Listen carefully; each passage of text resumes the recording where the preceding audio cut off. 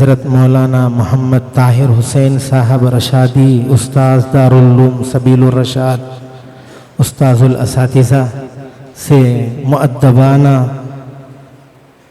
گزارش کرتا ہوں کہ وہ اپنے قیمتی تأثرات سے ہم سب کو ممنون و مشکور فرمائیں۔ السلام علیکم ورحمۃ اللہ وبرکاتہ۔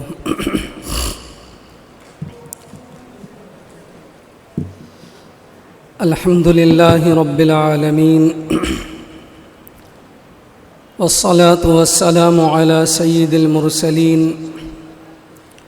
محمد وعلى آلہ وصحبہ واتباعہ اجمعین، اما بعد فقد قال اللہ تبارک وتعالی فی محکم تنزیلہ اعوذ باللہ من الشیطان الرجیم بسم اللہ الرحمن الرحیم لقد كان في قصصهم عبرة لأولي الألباب وقال الله تعالى في موضع آخر فاقصص القصص لعلهم يتفكرون صدق الله العظیم۔ استاذ محترم و مکرم حضرت صدر جلسہ قبلہ دامت برکاتہم، اسٹیج پر تشریف فرما حضرات اساتذہ کرام، علماء اعظام، دیگر مہمانان گرامی اور عزیز طلباء،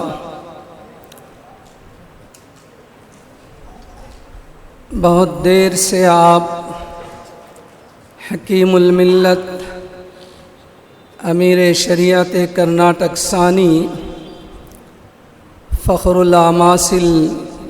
زبدۃ الافاضل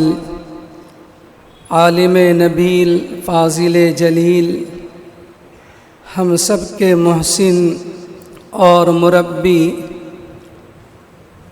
حضرت اقدس مفتی محمد اشرف علی صاحب رحمہ اللہ کی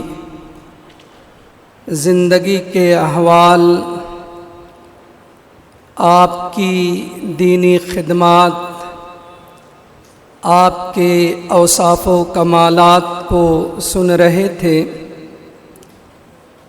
اللہ تعالی ہم سب کے اندر ان کمالات کو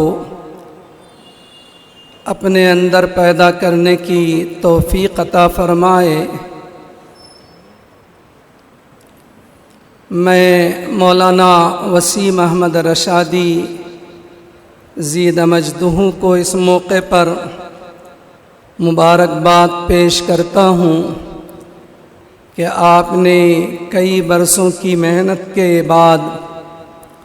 حضرت رحمہ اللہ کی زندگی سے متعلق احوال کو جمع فرمایا اور امت کو اور خصوصاً طبقہ علماء کو حضرت کی زندگی سے رہنمائی حاصل کرنے کا آپ نے موقع دیا۔ بزرگان محترم، انبیاء کرام حضور اکرم صلی اللہ علیہ وسلم اور دیگر انبیاء کرام علیہم الصلاۃ والسلام، حضرات صحابہ کرام، تابعین، تبع تابعین، علماء، ائمہ مجتہدین، بزرگان دین، اولیاء عظام، ان سب کی زندگی کے احوال کو، ان کی سیرت کو ہمارے بزرگوں نے کتابوں میں جمع کیا ہے۔ بزرگوں کی زندگی کے احوال کو کتابی شکل میں لانا یہ کوئی شخصیت پرستی کے لیے نہیں ہے کہ آدمی کسی ذات سے، کسی شخصیت سے متعلق ہو جائے، بلکہ بزرگوں اور حضرات علماء کرام کی زندگی اور ان کے سوانح کو اس لیے تحریر کی شکل میں لایا جاتا ہے تاکہ آگے آنے والی نسلوں کو ان بزرگوں کی زندگی سے استفادے کے مواقع میسر ہو سکیں۔ ان کی زندگی میں کردار کیسا تھا، اخلاق کیسے تھے، ان کا عمل کیسا تھا، وہ اپنی زندگی میں کن مشکلات سے گزرے اور انہوں نے کیسی استقامت دکھائی، ان کی قربانیاں کیا ہیں، ان کو تحریری شکل میں جمع اس لیے کیا جاتا ہے تاکہ بعد میں آنے والی نسلیں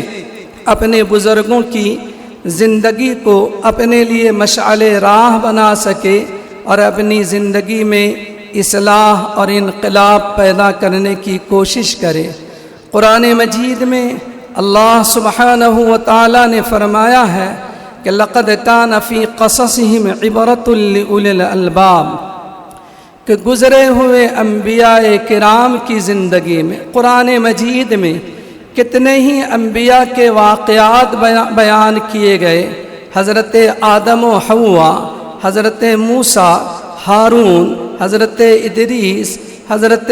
ابراہیم علیہ السلام، حضرت صالح علیہ السلام، حضرت زکریا، حضرت ایوب، اور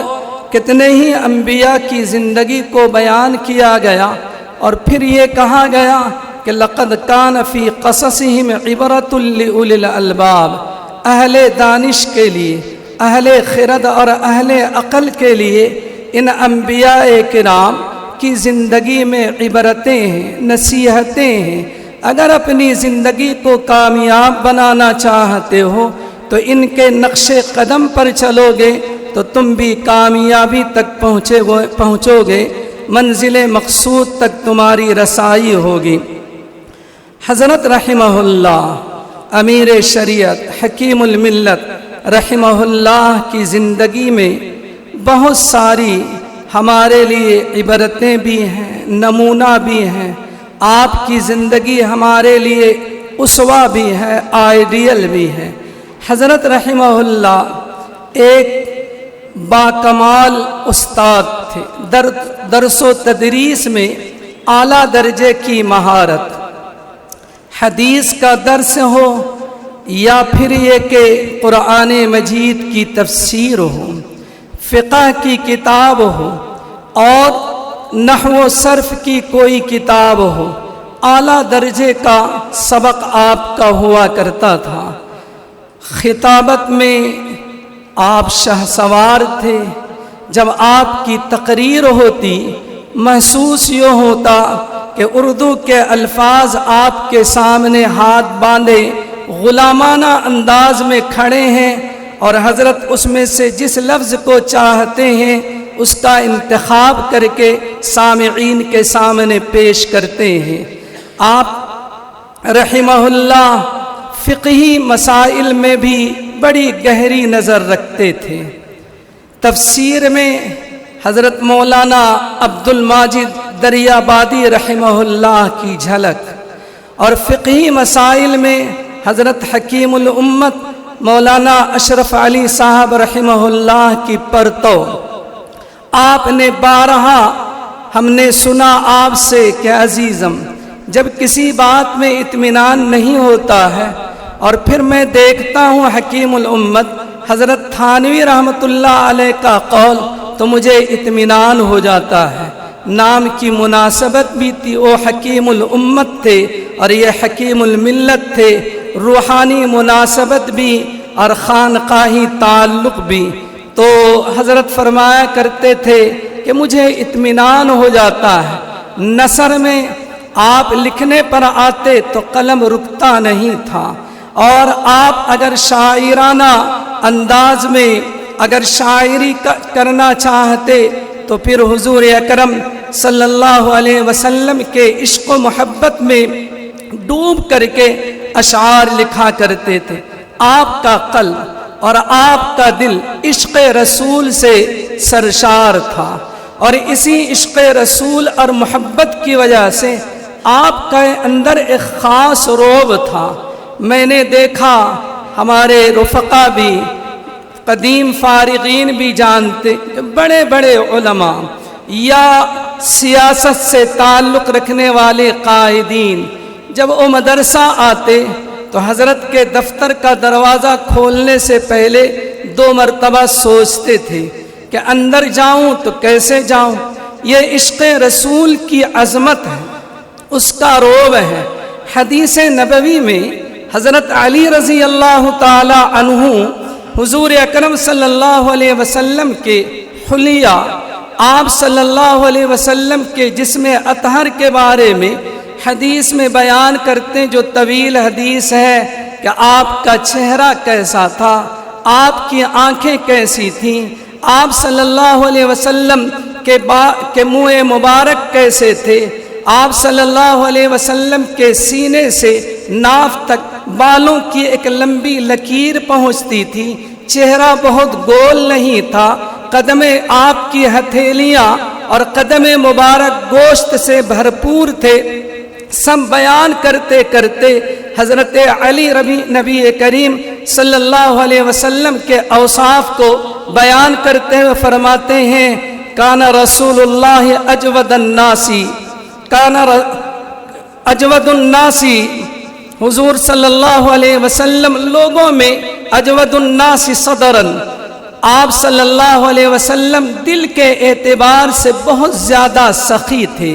اصدق الناس لہجتاً، آپ لوگوں میں سب سے زیادہ سچ بولنے والے تھے. الینہم عریقتاً، طبعیت کے اعتبار سے بہت نرم تھے. اکرمہم عشیرتاً، آپ صلی اللہ علیہ وسلم خاندانی اعتبار سے سب سے زیادہ معزز اور محترم تھے. آپ کے خاندان جتنا